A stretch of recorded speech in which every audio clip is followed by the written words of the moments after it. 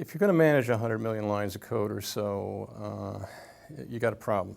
Because basically, even though it's a very tangible asset and you've spent hundreds of millions of dollars to develop it, you don't really know what it is. You can't see it. And it's very hard to manage something that you can't see. So what I want to talk about is ways to make software visible in ways that you can actually manage it long-term for sustainment purposes.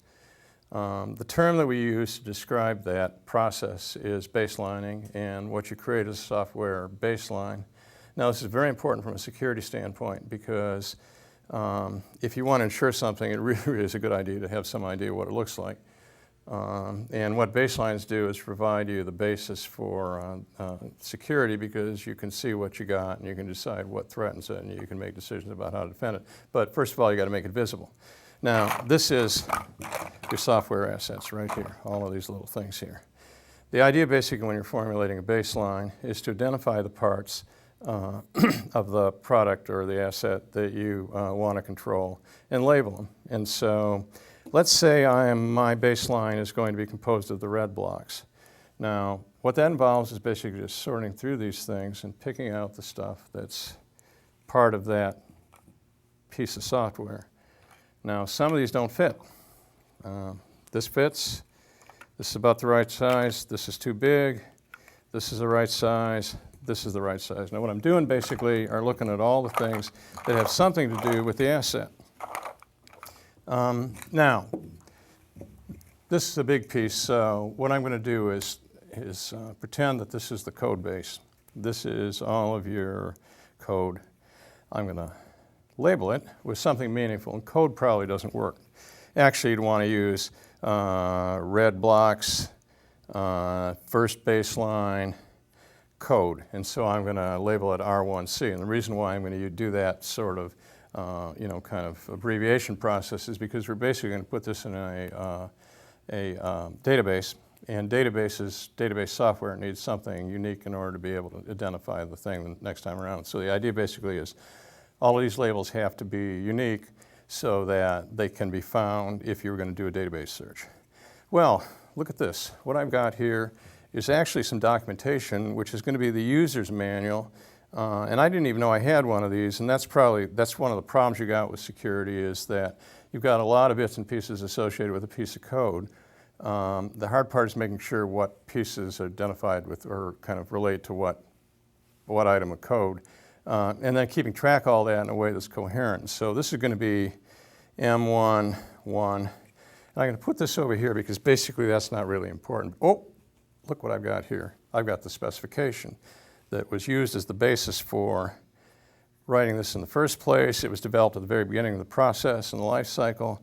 And over all this time, we've got this, but we forgot we even had one of these. And so I'm going to make this S1, and I'm going to put it up here at the front of the process because that's where it belongs. And while I was rummaging around that, I found the design docs that go along with this. And so I'm going to label this one D1, 1, and I'm going to put it appropriately right next to this here and right next to this here. See, what I'm starting to do is put together a nice line of items here, and each one of these is a part of the baseline. This belongs to this. This belongs to this. Oh, and we did a bunch of testing, and so we did a lot of unit tests. And so this is going to be U1, 1, and I can put it right here because we did those unit tests right after we did the initial development of the code. And we also did the integrations. And so this is I1, and that goes in this baseline right here. And while we're doing all this testing stuff, I can put it over there actually, because basically the testing stuff and the coding stuff don't necessarily relate, just like this doesn't. In fact, a lot of cases what will happen is you'll have this and you'll forget about this or whatever. And so what we're trying to do is make sure that all these items are all in one place and labeled so that we can control them afterwards. And oh, here's the acceptance test and the user plan. And so this is A1, and that's obviously at the end of the process, and so I'm going to put this with all the other testing stuff. And we got the user's manual that went along with all that thing, and that was part of this process. Now, what I might actually do is this, which would be perfectly appropriate because in this particular case, this thing was written as part of the acceptance and integration phase, testing phase of the product. But in the end, what I have here is a baseline. Now, if I'm going to start talking about managing the thing, if somebody says, I need to change the code right here, well, the idea basically is that if I want to keep track of that, what you understand in terms of functionality is right here in the specification and in the design, not in the code itself, because nobody in their right mind is going to read 10 million lines of code to figure out what the thing is supposed to do. That's going to be over here.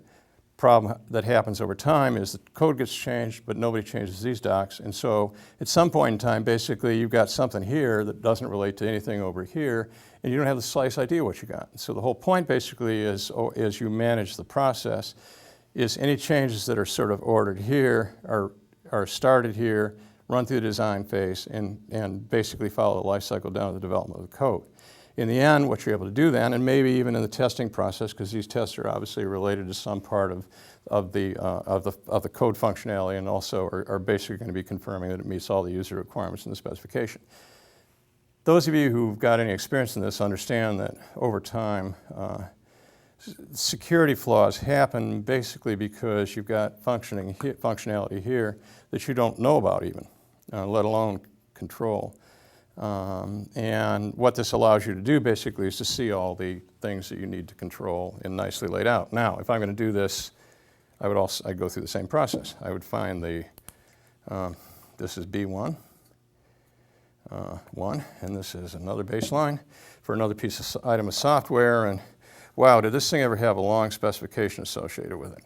This is over here. And I bet somewhere in this there had to be some design involved because, you know, you can't have something this, oh, here's the design document right here. And the reason why I know this is part of this is because it's blue. Well, it wouldn't actually happen to the piece of software, but you get the general idea.